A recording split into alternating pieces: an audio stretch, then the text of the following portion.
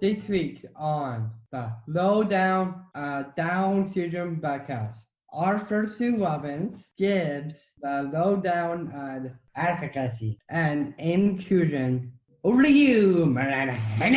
Thanks, Aaron. Welcome, everyone, to another episode of the LowDOWN podcast. My name is Hina Mahmood. I'm the Senior Occupational Therapist at the Down Syndrome Resource Foundation. And with me is my amazing colleague, Marla Folden, who is a speech-language pathologist at the Down Syndrome Resource Foundation. Our topic today is going to focus on advocacy. As parents and caregivers, the job of advocating for your child can be a frustrating and arduous task. And we hear so many stories from our families about the challenges that they face to advocate for their kids in the school system, in the medical system, and really even in the community. Don't you agree, Marla? I do. I absolutely do. Yeah. And it's a big job. And today we really have the pleasure of getting the lowdown on advocacy from Sue Robbins, as we heard from her son, Aaron, in the intro before we started speaking. And Aaron's an actor with Down syndrome, and he is the youngest of Sue's children. Sue has worked in paid family engagement positions at the Strollery Children's Hospital and BC Children's Hospital. Her writing's been published in the New York Times and the Globe and Mail. In 2017, Sue became a patient when she was diagnosed with breast cancer. Her recently published book, Bird's Eye View, is about her life lived in healthcare. Hi, Sue. Welcome to the LowDOWN podcast. Hi. Hi to both of you. It's a pleasure to have you. Yeah, I was so excited to talk to you today. So before we get started, we'd like to ask you 5 secret questions so our listeners can kind of get to know you a little bit better. Is that all right with you? Yes, I hesitated. They're fun ones, we promise. They're fun ones. They're not, it's not a test. It's not a test. Yeah, exactly. Okay, so question number 1, and I think you'd like this one. What are you currently reading? Oh, I'm rereading a book called The Wounded Storyteller by Arthur Frank. And it is about telling stories in times of crisis. Oh, very fitting. Yeah, it kind of is working for us for sure. Yeah. Mm-hmm. Okay, question number 2. Sue, what do you listen to when you're in the car running errands or, going out on a long road trip? I would say we listen to a lot of Tragically Hip for a couple of reasons. It's like the best road trip music, and I'm of a certain age. I'm the same age as the band. And it really helps fill me up with energy. And also Gord Downey was such a wonderful poet. Amazing. He really was. Yeah. I totally agree. Yeah. I think their music kind of transcends generations because I also love the hip. So it's a great choice for sure. Okay, question number 3. Are you a coffee person or a tea person? Oh, right now I'm drinking tea. If we had video, you'd be able to see that. But I typically have a strong cup of coffee in the morning and then I drink tea for the rest of the day. So the answer is both. Both. Fantastic. Love it. Okay. Question number 4. Are you a morning person or a night owl? No, for sure a morning person. Okay. Yeah. I can't work or do anything at night except for watch Netflix. Yeah. Yeah. That can definitely make you into a night owl. Too much Netflix for sure. Okay. And our final question is, how do you like your eggs? Oh, these are fun questions. Yeah. If I have an avocado on hand, I like them scrambled, and otherwise I like them sunny side up. Love it. Oh, delicious. Yeah. My philosophy is any eggs in any way, they're great, but love them so much. Yeah. Awesome. Well, thank you so much for kind of engaging in that. That was really fun. So we're recording this podcast at an uncertain time, and as we're all adjusting to this new normal, and hopefully it's going to be a temporary normal, amid the COVID pandemic, how's your family handling it? Again, I hesitate. Okay, I have to think about this a little bit because we're in the middle of it. So I haven't reflected a lot on it, but we are currently on day 6 of quite strict self-isolation because we were traveling. So we're recording this, what's the date? On March the 24th. And so we're settling into a routine, I would say, and it's been interesting thinking about me having cancer 3 years ago, and there's a lot of parallels to it and the way that I'm feeling now. So I think there's a bit of comfort for me in recognizing these feelings, and a lot of it is, it's fear. That's what I do feel, but I find I've got some mechanisms not to get too carried away with it that I had to learn when I had cancer. including, going out on our deck because we're staying in our condo, we can't go outside. Deep breathing, listening for the birds, like listening to music, like, so I think I'm doing okay. And I think how parents are doing will also affect how their kids are doing. And Aaron in particular watches us really closely. We live in a condo, so there's not a lot of separation from us. And so we're being careful around him too, because he certainly does pick up a lot on emotion. So I think he is still struggling with having everything canceled. His birthday is next week, and so we had to cancel. He's going to the auto show, which of course is so there's been a lot of loss and disruption for him, and he has a hard time, I think, reconciling that when it's a short last minute kind of change. So we're struggling with that, to be truthful. So all together as a family. For sure. Yeah. And I think, and you kind of hit on that a little bit already about how Aaron is handling this. Like, for our parents and caregivers that are listening, what would you say to them in helping them cope with this, with their kids with Down syndrome? Yeah, I'd say, there's a few things. There's this idea that Aaron has taught us a while ago, but letting go of the perfect. And I see a lot of stuff online about, how schooling's going to start soon and we should be homeschooling our kids and like, blah, and I just think we need to give ourselves all a big break. That's Absolutely. What I think, and let go of the guilt. And I got Aaron's screen time back from Microsoft. We've got a thing that shows us how much screen time he does. And he's basically has a full-time job watching YouTube and playing Fortnite. And it's not continuous. Like, I bring him out, we're reading a book together. He's cooking, which is really great. So I'm trying to insert some family activities. We turn off electronics after dinner and we play a board game. And like, we've got this routine, and I've got it up on the fridge, which has been really helpful. And that's something I learned from actually Pat at DSRF.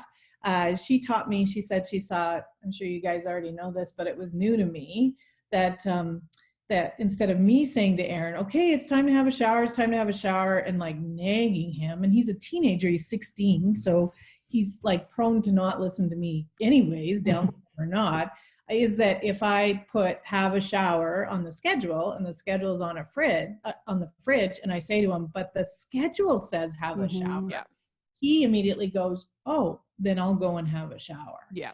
So something neutral. Yeah, it's like that to me that was such a saving grace to learn that a few years ago. And we're really using it now that we have this schedule up on the fridge to remind him, okay, you're done electronics. Now we're going to read a book, or now we're going to have exercise out on our terrace. And so I think some of those coping mechanisms have been helpful, and it's helped give Aaron a sense of security, because that's what I think all desperately need at these uncertain times. He gets very obsessed about like, when's COVID going to go away? And he keeps asking and asking and asking, and I don't know how to answer that.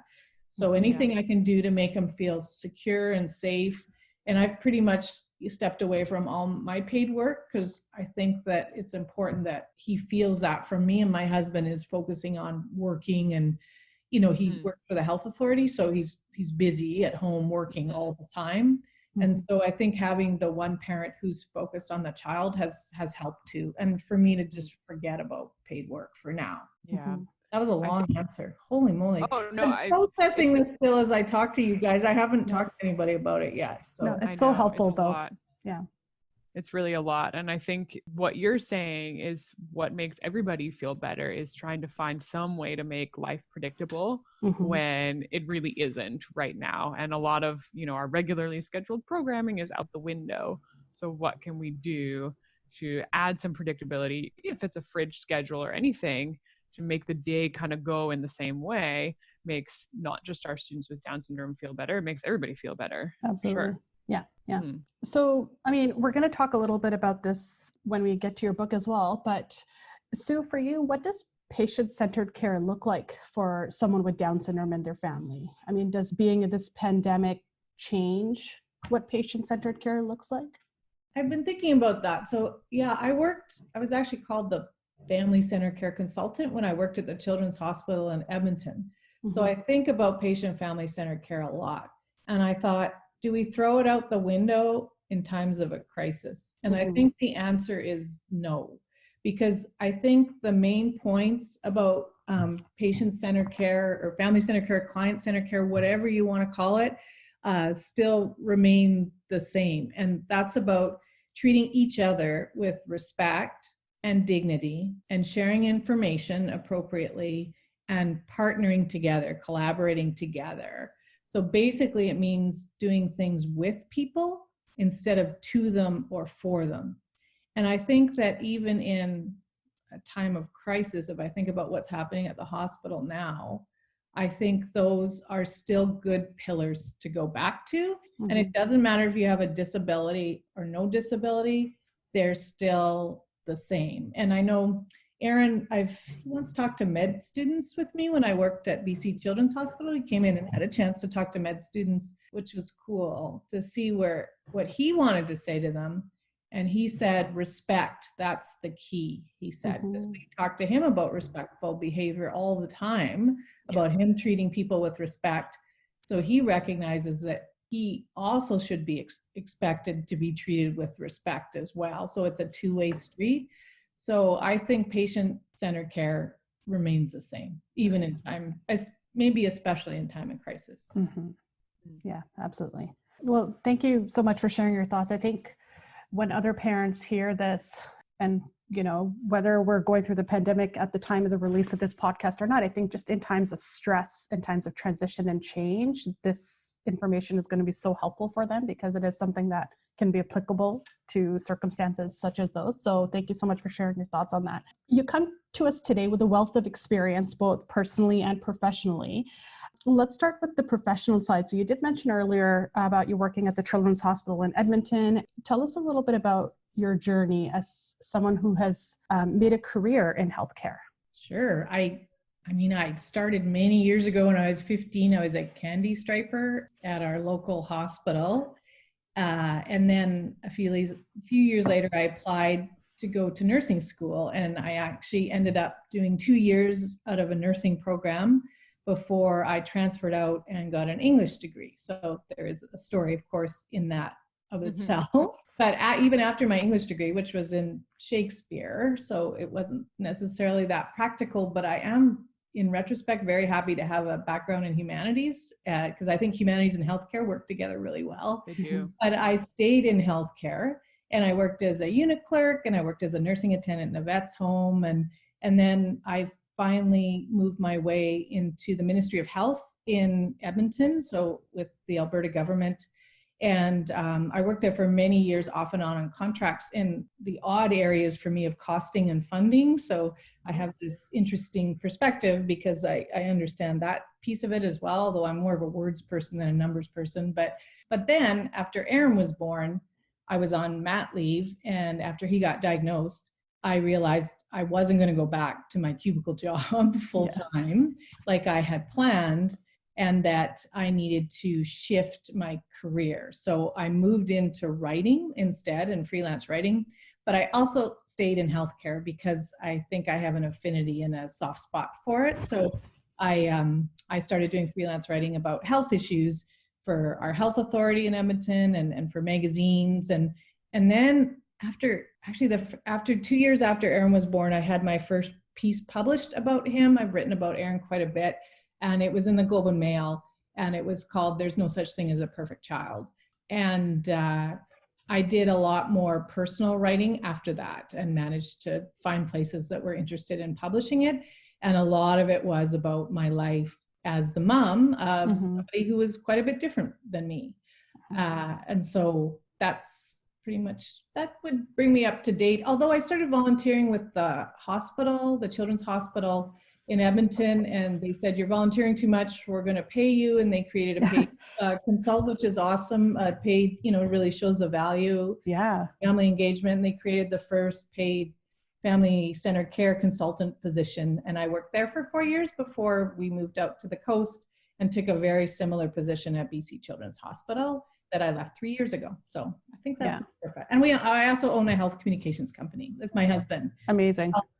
It's called Bird Communications. And we say we kind of do that on the side, but It's we work with healthcare organizations about plain language and how they communicate with their members and patients, and it's very rewarding work as well. So that's a bit of a meander, but yes, always healthcare. I've always had healthcare, and having Aaron actually, as many families do, particularly moms, I think, because it was a practical decision for me to step away from my work because I made less money than my husband did. It was just a math thing more than anything else. And I remember a med student asked me once, do you feel you've had a financial hit since you've had this disabled child? And I'm like, I took a deep breath and I said, I guess if you looked at the numbers, the answer would be yes. And certainly a lot of families are pushed towards poverty, because their kid has a disability.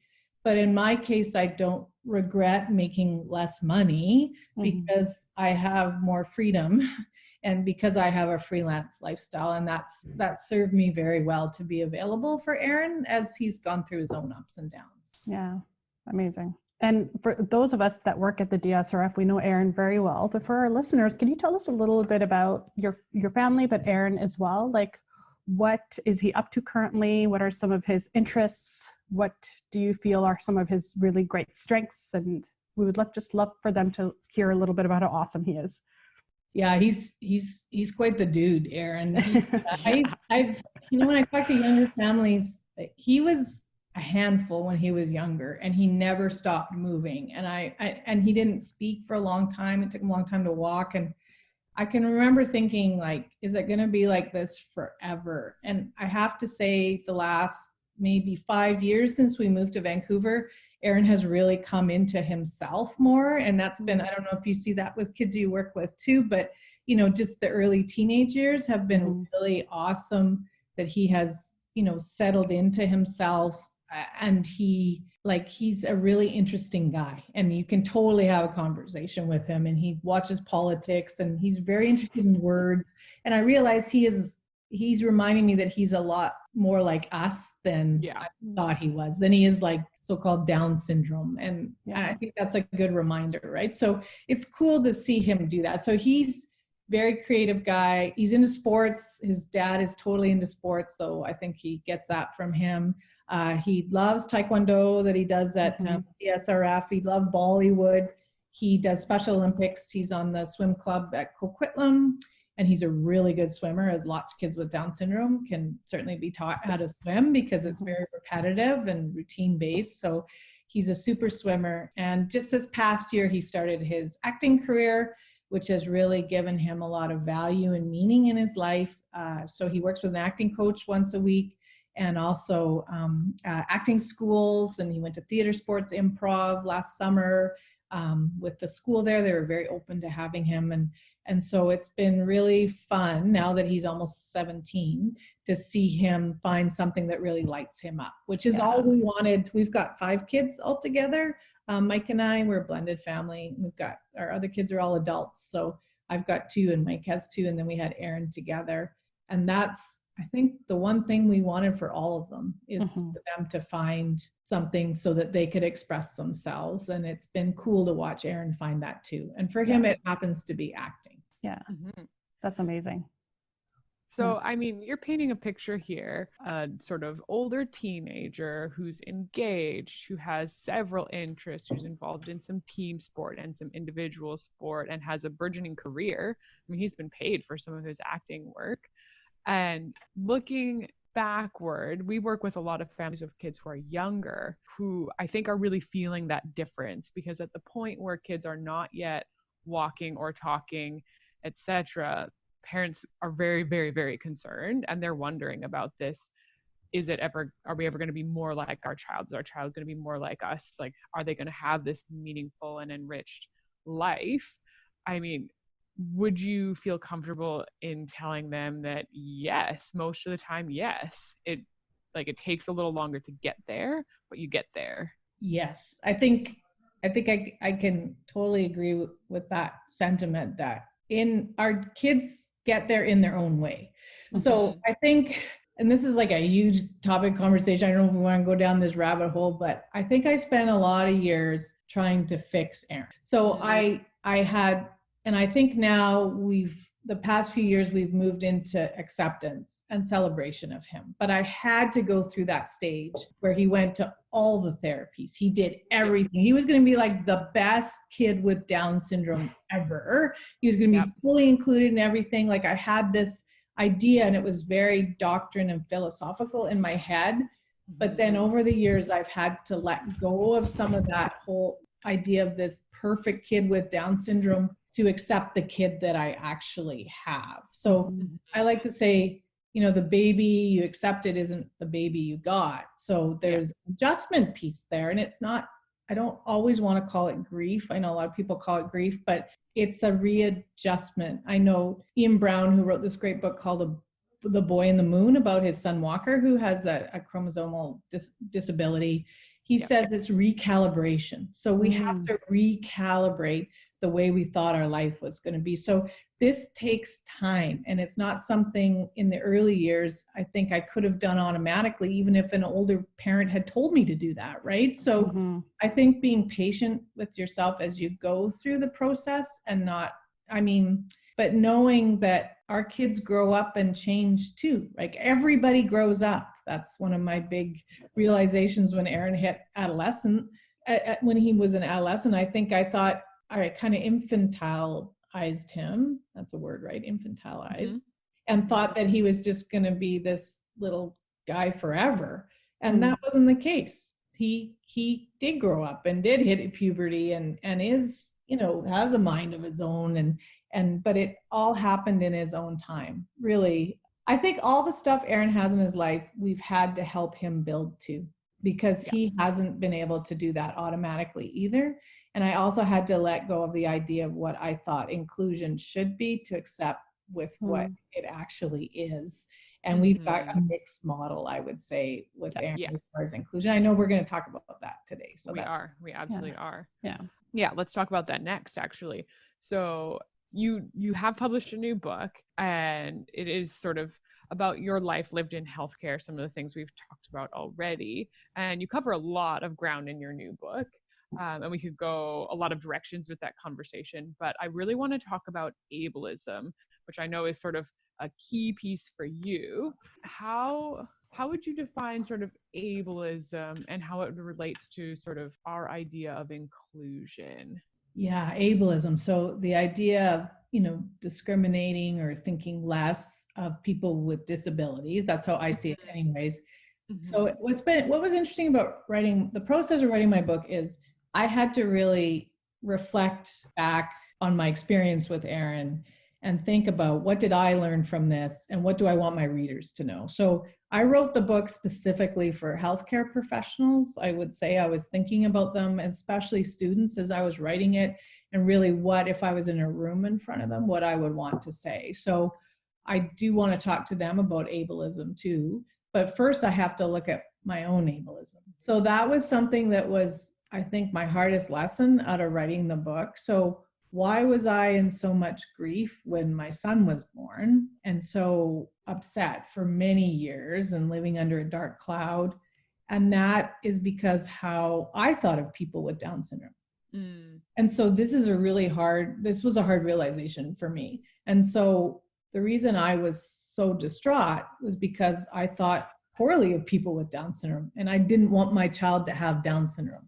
And that's why I think I tried to kind of normalize him as much, I'm putting this in quotes, fix him as much as possible so he wouldn't appear as much as that he had Down syndrome, because I was trying to make him more like he didn't have a disability. And that's not an acceptance thing, right? So, but that was all my own stuff. And I just draw a parallel with my husband. So when Aaron was born, I was in a fairly typical grief process, you know, like about the loss of my perfect child. And I don't want to diminish that because it's really important. But my husband, when Aaron got diagnosed, was like, you know, he's a bit more practical and less emotional than I am. But he said, well, you know, we'll just, you know, deal with it. He's our son. Like, he was very much more accepting than I was, I think, when Aaron was born. And that was because he had a girlfriend, a long-term girlfriend, before he got married the first time, who had a sister with Down syndrome. So he knew somebody who was an adult that had Down syndrome, who was part of a family, who had a rich and happy and full life. And so the idea of his son having Down syndrome wasn't as terrifying for him as it was for me, because he knew somebody. But I think, really looking at my own values about how I feel about disabled people it has been a really important thing for me to do the past 3 years since I started writing my book. So I think ableism starts with us looking at our own personal values. It starts with us, including parents, and that's a really hard recognition. It is. And I think you probably don't know this, but my sister has Down syndrome. And it's an interesting thing that you bring up, I think, because there's a protective piece in there of, I want my child to do as well as possible. I mean, any parent wants that for any child. Mm-hmm. But I think the parents of people who have Down syndrome or any other sort of chromosomal difference want that even more so, to protect their child from what they think might be some huge challenges down the line. And those are not to be minimized, but also to protect themselves, because the parents still want to be included in their regular parent life. And I've read a lot and seen a lot about, as a parent of somebody with different needs, I don't feel included in play group or in after school chat or in whatever. So it's inclusion on several levels, if that makes sense. Does that kind of reflect what you were thinking? Yeah. So that's interesting too, because so what happened is that Aaron is different. So that means I am different too. So if Aaron is the other, as my husband likes to talk about the other, and human nature is to exclude the other. Unfortunately, like we're seeing human nature come true right now in the middle of our pandemic and how people really are. And I think I was brought along with that, right? So I did write a piece. It was actually called The Invisible Mom, and it was published in Huffington Post. And it talked about, the hard day when Aaron was about 10, about feeling excluded in the playground and how that felt for me. How it felt to have his own birthday party invites like dry up when he was around that age, and he stopped getting invited to birthday parties, and how painful that was vicariously for me. And also how I was excluded from groups of the group of mothers standing in the playground, and how that brought back a lot of, high school stuff about feeling like I didn't belong.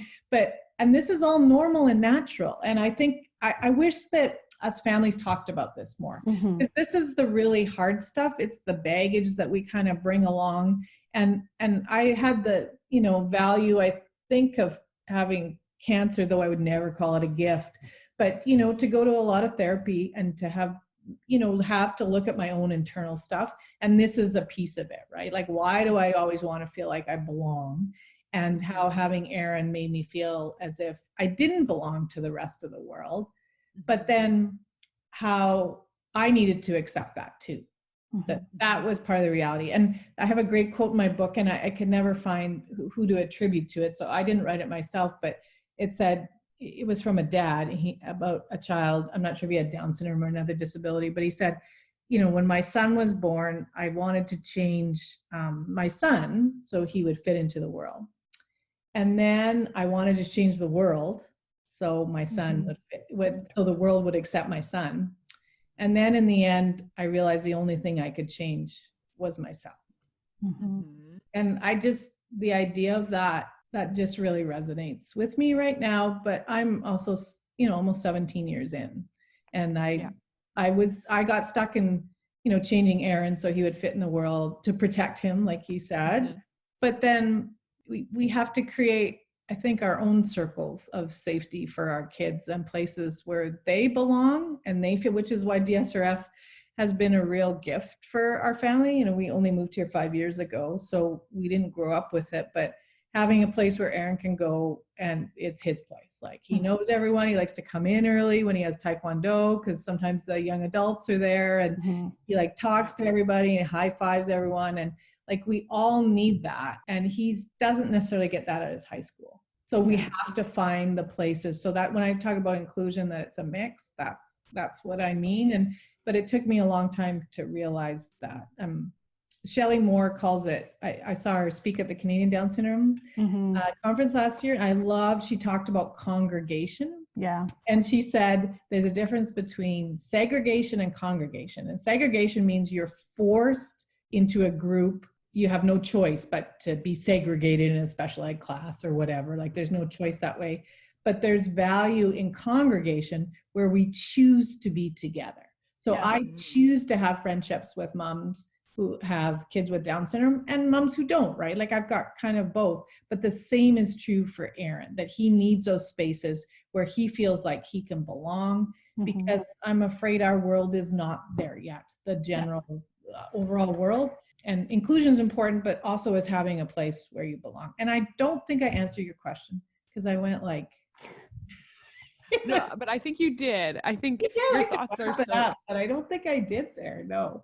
I think, well, it's a tricky area. And I mean, you're touching on so many deep feelings that I think parents experience, and also siblings and anybody who comes into contact regularly with people with different abilities. And we as therapists have to ask ourselves this question regularly, like, why are we pursuing X, Y, or Z goal with a person? Is it really to make their own life better because it should be, or is it for some other kind of reason? And I think some goals, which can be described as like super nitpicky things, I mean, is it really essential for the well-being of the person that we're working with, or is it just to make everybody else's life that little bit easier? You know what I mean? We ask ourselves those questions regularly. They're like ethical. And I think a lot of it has to do, again, it's about this idea of person-centered care, is putting the person in the middle and really think. So, Aaron's IEP at school now is all built around his acting career. So anything he takes at school has to feed into that. That's important, and the rest of the stuff. But, it's taken us a long time to get to that point where he's got this focus then that way.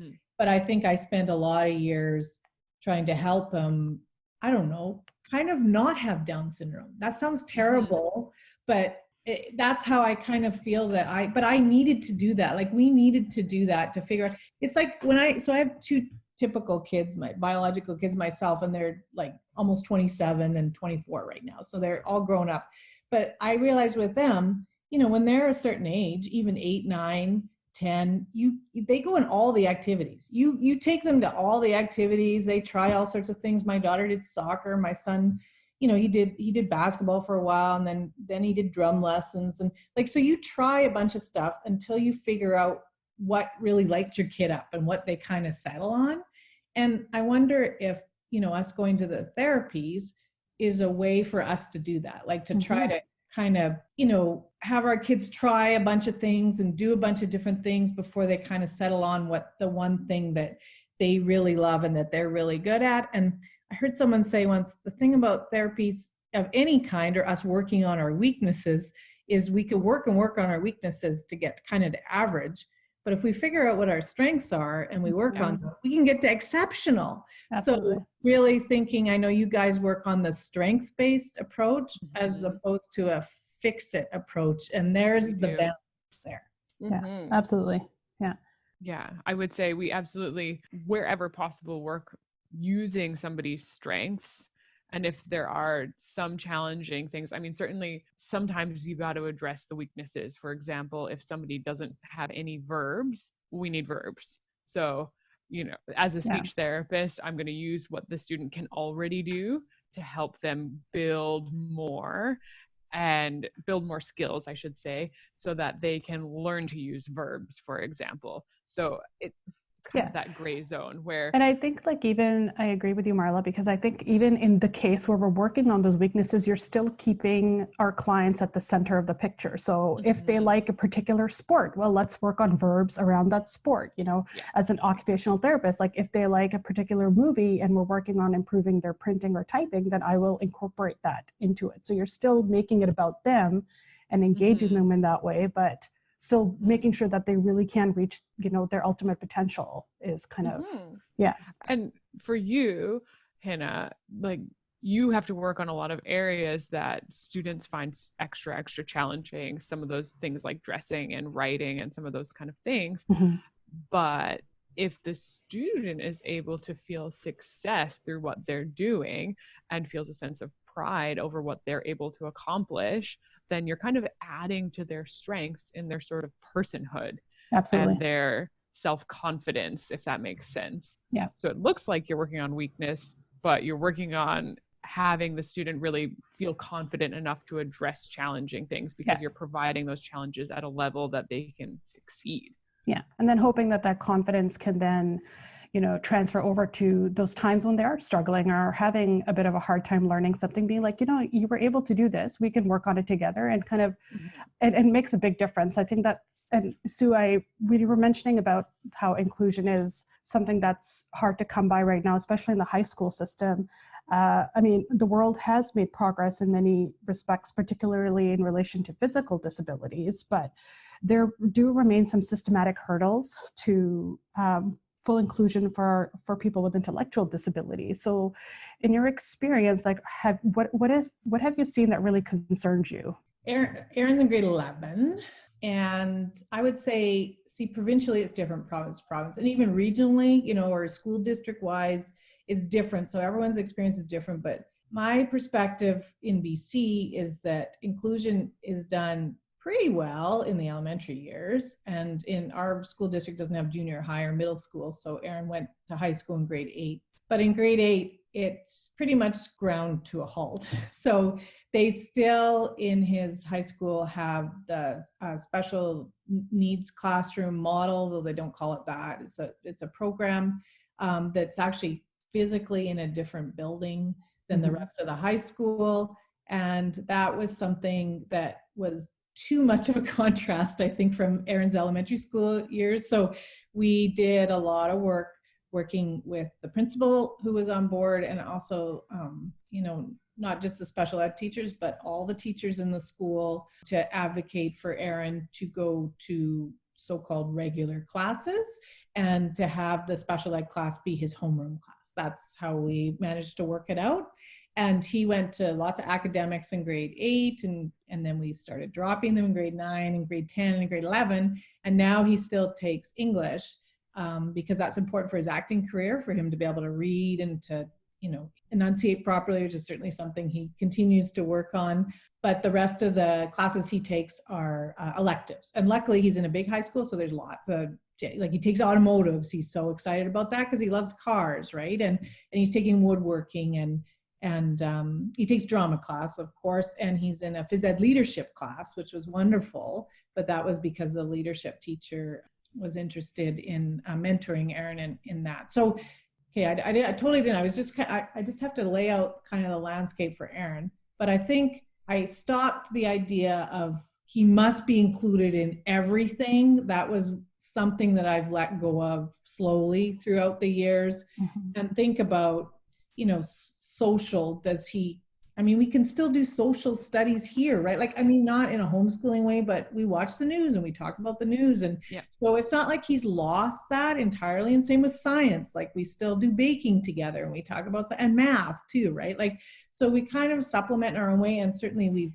come to DS or F for some of that too, working with Danielle about reading and stuff. And so I think I let go of the idea, the dream that I had that the school would give him everything, because they're just not. And do you think part of the reason you've, as you say, let go of the full inclusion 100% is part of the reason that it wasn't fulfilling for Aaron, and it's more fulfilling what he's able to do now, like you said, with doing automotives and drama and things that really light up his life? Is that part of the reason that you were able to let that go? I think, these are hard conversations. You guys are making me get all like, sorry. It's like we're in the middle of this pandemic, and I'm like, oh my God. We really meant it when we said we wanted to pick your brain. No, it's good, because these are the kinds of things that I didn't talk about school a lot in my book, but I did talk about healthcare and the idea. So the idea of, I think that inclusion was for me. I think I hung on to the idea of it as a philosophy and almost a doctrine. And I think, and I say this hesitantly because I know lots of families are listening, I think that there is some shaming that goes on in our own family communities when our kid isn't 100% included. And I'm uncomfortable with that. Like, I think the decision is different for every family. And in patient-centered care, working in hospitals, doctors are often say, what do patients want? Like, I get asked this when I do presentations, and you know what the answer is like, I don't know, what do kids with Down syndrome want? What do families want? The answer is it depends, because everybody is different. So for what has worked for me, I'm still pushing English for him to take English. Well, I have an English degree. I'm a writer. Like, that might be more my thing than it is Aaron's, but I recognize that now. I think having some self-awareness about it is something that I've only had the past few years, as opposed to, I don't know, it's some weird competition or something that us families can get very caught up in. And we do judge other families for their own decisions. And I think that's totally not okay. I think it's better, to put the kid in the middle and you do what you think is, someone taught me once, you make the right decisions for your kid at the time, and you just have to keep moving forward and not regret it necessarily. But this is, I don't know. This is hard stuff. It is. It is hard. I don't want to say like Aaron is like, he's so awesome and we love him so much, as families love their kids, that this isn't a burden that he brings. This is not his. It is system and society. And I will say that over and over till the day I die, is that the burden and suffering does not come from him. It comes from the way schools, like you said, healthcare, institutions, social services, looks at our kids as less than, or looks at disabled people, period, as less than. And it does not come from Aaron individually. So I just want to make sure I'm so clear about that. I don't want to be too morose about everything, because he has a rich and full life. And so do we as a family, but we have created that ourselves. And I think that's what I've learned, to not expect other people to do that for us or to rise to my expectations, because I have been let down.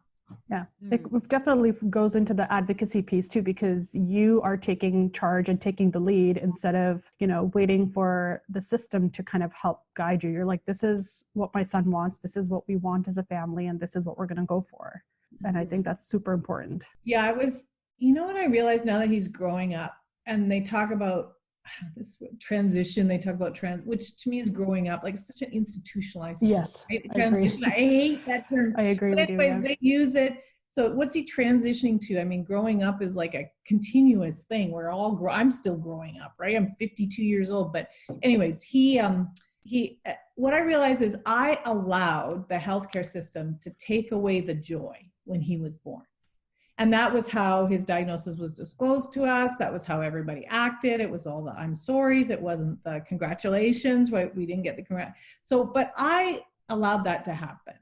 And I'm not regretting, that's just the way it was, right? And so I'm not going to allow that to happen when he's growing up. Like you said, it's like, we can take control of things and say, we're going to celebrate Aaron growing up. That is a wonderful thing. That is not something to be sorry for, or to be like a freaking checklist from our government or like any of that.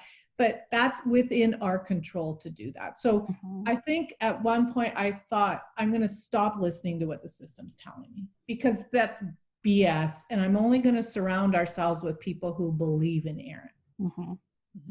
Yeah. No, that's a powerful statement, and you own it. You go. Yeah. Yes, exactly. Well, I've been doing, like I said, I'm no expert, and I want to make sure I don't represent anybody. Like, I'm only talking about our own experience. I think that's really important to have. And I speak from a place of privilege too. And I think that's always important for me to mention that too, right? Like, we're not a family living in poverty. English isn't our second language. Like, I have so much privilege to be able, I just want to make sure that I acknowledge that too, because I think that's an important thing to say. And that Aaron has had lots of therapy. We've been able to afford that. And we've been very, very fortunate that way, I think. But I think all of this is about finding peace in your own heart, no matter what. Beautiful. Okay. I can't imagine a better place to end for a break than that. Show the world you love someone with Down syndrome. DSRF Down Syndrome's Wake Shop is stocked with shirts, baby clothes, bags, and more.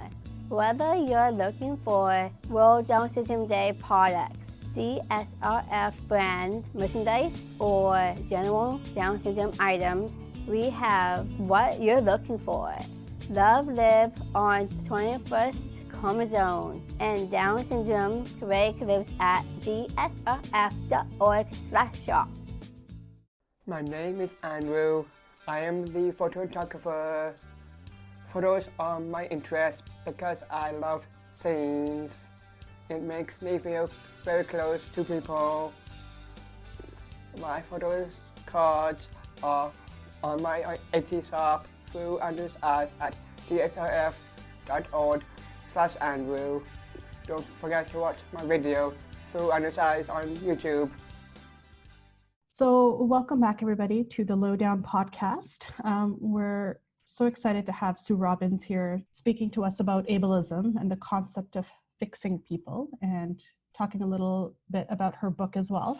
Sue, you've so eloquently described kind of your experiences with Aaron, and how does one strike a balance between helping a person with Down syndrome or any other disability, like helping them grow and maximize their potential, but not falling into that trap of trying to fix them? I think it has been about giving Aaron choice in his life and then listening to it, like allowing that space. I know when he started this acting thing, which he kind of fell into by mistake, it wasn't something that some families had come and said, oh, I really want my kid to model. I want my kid to act. Like, we've been asked that a lot. Like, how do we get into it? How do I, and I think the most important thing is we listen to our kids. It doesn't matter how old they are, and also like give them lots of choice. So I'm like, it's funny with my other kids, like they would say I'm super granola kind of mom, and like we didn't have a TV with them, and I was very much like kind of attachment parenting was a big thing in the 90s, and I was really big on carrying my babies everywhere and breastfeeding them and all that kind of thing. And I think some of that has kind of rolled over into Aaron too, and allowing it to be led by him as opposed to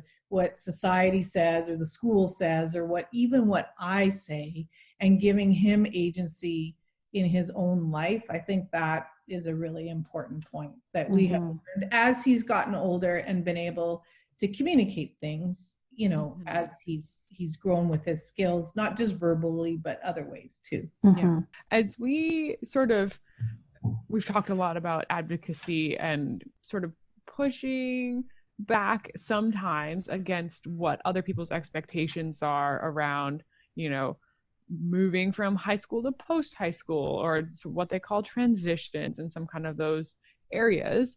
As we continue to push for change, not just as therapists, but as families of people with Down syndrome, where do you think we need to go with that? You can talk about the healthcare industry in particular, or schools, or whatever comes to mind for you. I would say, I think the most important thing is for us to speak up and tell our stories. I think that's the number one most important thing. I think that we've been invisible and silent for a long time, and the rise of social media and blogs and books are still relevant, even print books. Like, I think it's really important for us to share our stories and our family stories. I think storytelling is the one thing that I would say is really, really important. Especially in healthcare, there's so much data and research, and I'm not discounting the need for evidence-based practice and all that kind of stuff, but we're lacking in the story piece about how it feels and what our experiences are like. So I would say for advocacy work, that using storytelling is like really, really important, because if you touch people's hearts, you can change their minds. So giving people an insight into what it is actually like to have a child with Down syndrome. And I think it's really important for younger families to get that also from older families. And I wish that's the other thing I'd say, storytelling and peer support is so important. And it's all kinds of leveling of peer support. It is I started a mom's group when Aaron was first born in Edmonton, because our organization didn't have anything like that. And moms would come over to the house. And so we all had kids the same age, and they're all 17 now, but they were all 5 months old at the time. But that peer support was really important. But it was also important for me to have friends who had kids who are a little bit older, even 3 years older. So I get a little glimpse into that. And then even families for me, because they're in 16, knowing families who have adult children is really important for me too. So really, we can help guide each other with advocacy, and certainly families who have older kids are the ones that have pioneered the way for inclusion and stuff. So listening to that wisdom, I think, is important. But I think organizations could do a better job of connecting us together, because we actually need help. It doesn't always happen, especially somewhere like the Lower Mainland that's so huge, for us, and we need that peer support all along. So I think for advocacy, it's important for us to be together so that we're not just doing it alone. And also the telling our stories, those are the two most important pieces. And actually choosing what hill we want to die on. I talk about this all the time. Is that there's advocacy for Erin, and there's system advocacy too, right? Like there's a couple different layers of it. And that I've tried to change the system for so long in healthcare. I had paid jobs doing it, contracts doing it, like everything. And I have realized I can only make change one person at a time. I actually can't. I can only hopefully inspire, motivate people to change one person at a time. And I've kind of given up on the whole idea of the system advocacy. Top down. Yeah, it's like, I know that also has to happen, but that's not in my control. So I can only do what I can do. And sometimes us moms try to be super moms, and it's also good to take a break from it, because any kind of advocacy work is exhausting. Yeah.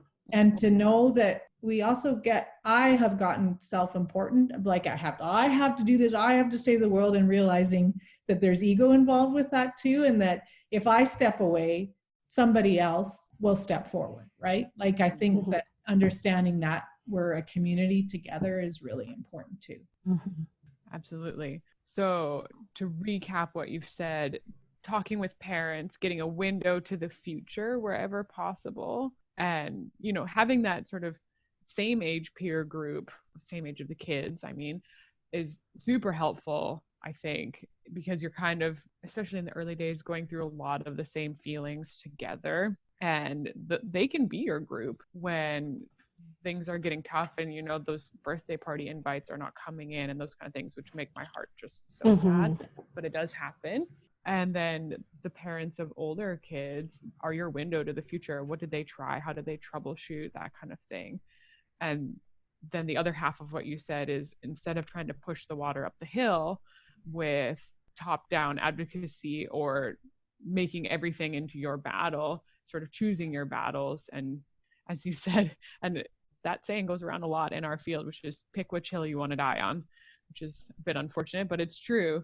You got to be really careful about which battles you're going to engage in, unfortunately, because there's too many for one person, really. Yeah. You can only do one thing at a time. And also, I think it's important for us to also become insular and look after. Right now, that's how I feel with this pandemic going on. Like, I've been asked to join this family leadership group, and like I sat on the call and I thought, no, I need to look after my own family right now. Like, and I'm happy people are trying for system change and, advocating with the government. I think that does need to happen, but I do participate in it, but then I also withdraw. And I think that that's okay. And if I withdraw, somebody else will step up, right? Like it doesn't, I think I have made it sometimes all about me, or it's maybe it's not ego, but a responsibility. I felt that I have been responsible, that I, especially in healthcare, and that is a recipe for really burning out and losing your focus towards your own family too, which I feel really right now, I feel like whatever system, like all that system stuff, I think sometimes it's important also just to focus on it, and also yourself, like to take care of yourself, which is a huge lesson that cancer taught me, is that being kind to yourself. And that doesn't mean taking a bubble bath, right? But really that part of it. And I think as advocates, we have to make sure that we do that too. We don't give it all away. Yeah. And you cannot pour from an empty cup. It's as simple as exactly. All that stuff. Yeah. It's all true. They're all cliches for a reason, but it's for sure true. But it's, it's hard work, but there is, I mean, we have to continue, but we don't have to do it all the time.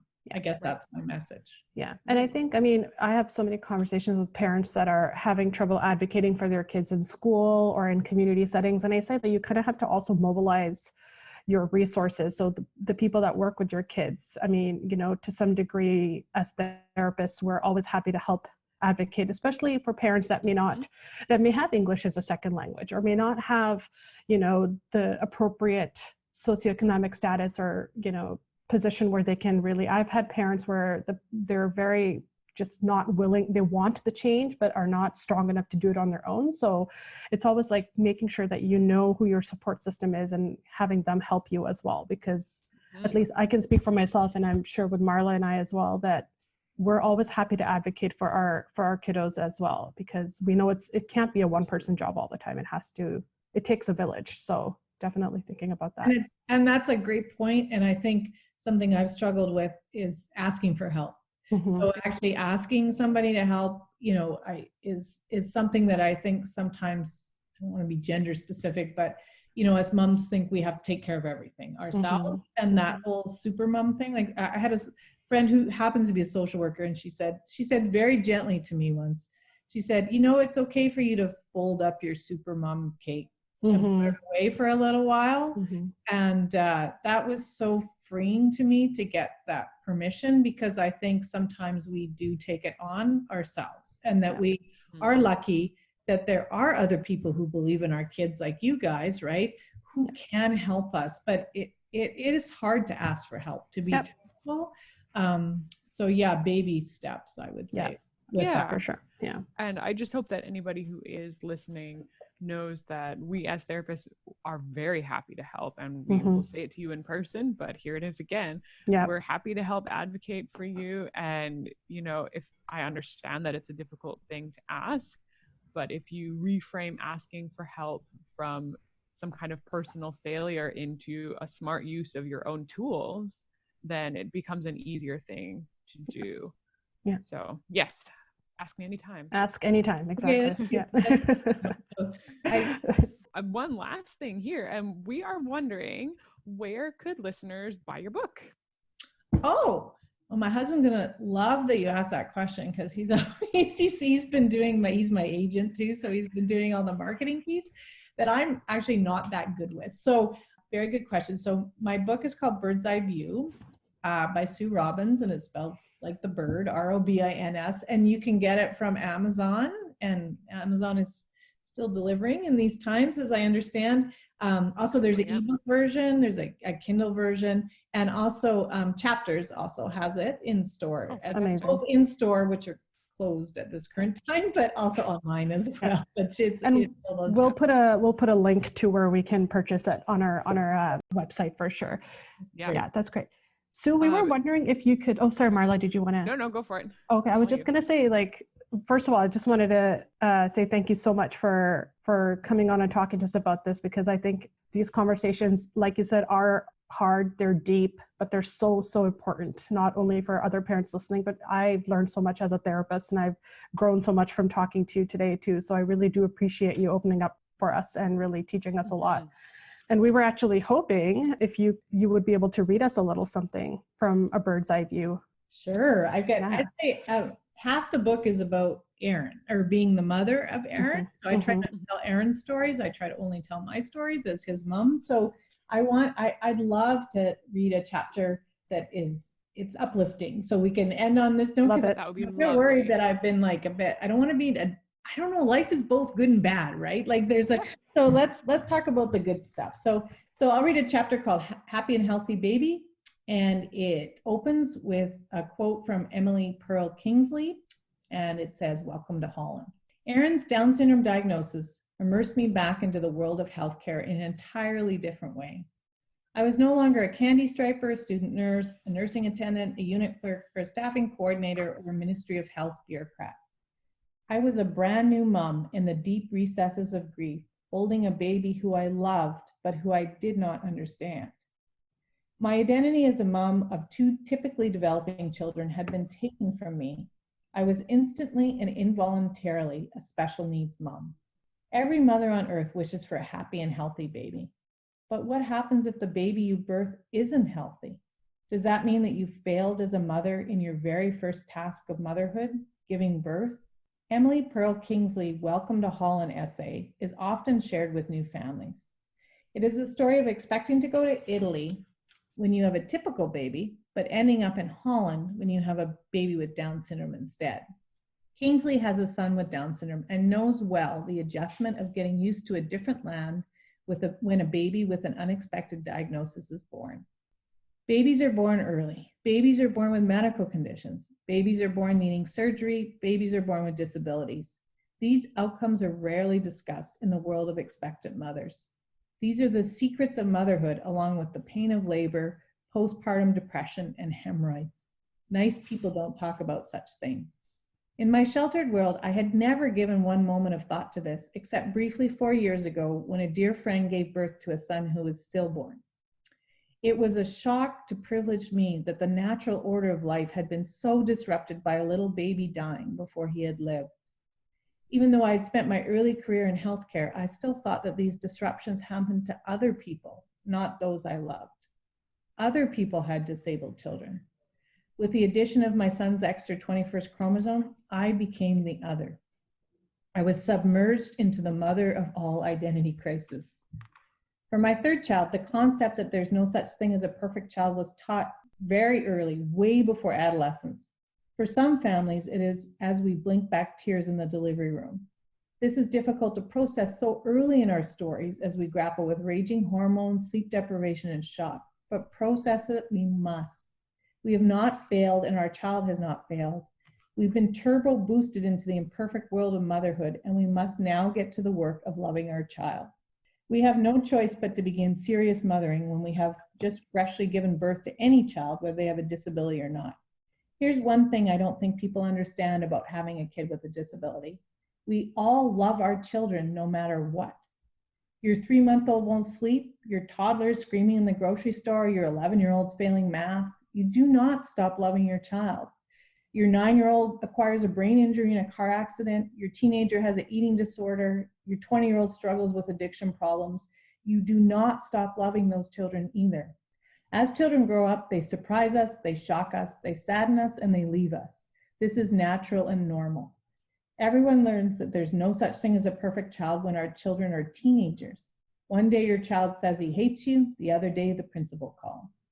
Parenting is hard work, and that's how it should be. We have not failed in birthing our sweet, soft babies. We are thrust into the bumpy road of mothering when we are least ready for it. We are inexperienced and fragile.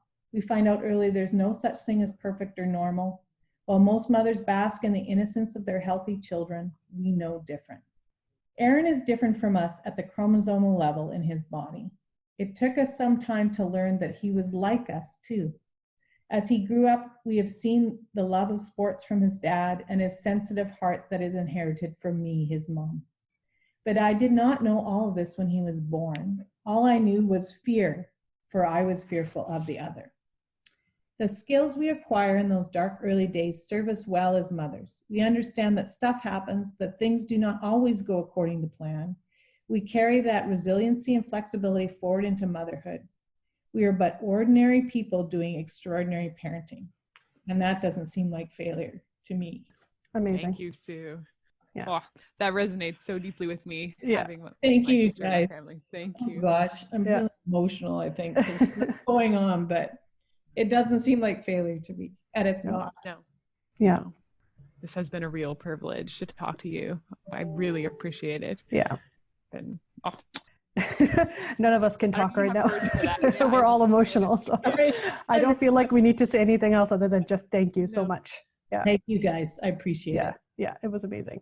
Next week on the Lowdown, a Down syndrome podcast. Several issues. One is you really want to, take your son or daughter, whoever it is, to your family doc or whoever your primary care physician is, and look for the medical things, And we want to look for the things that are more common in people with Down syndrome: the thyroid, the sleep apnea, the celiac, and those things that are more common that could affect somebody how they feel physically, which ultimately could affect how they feel mentally as well, or how they display it mentally.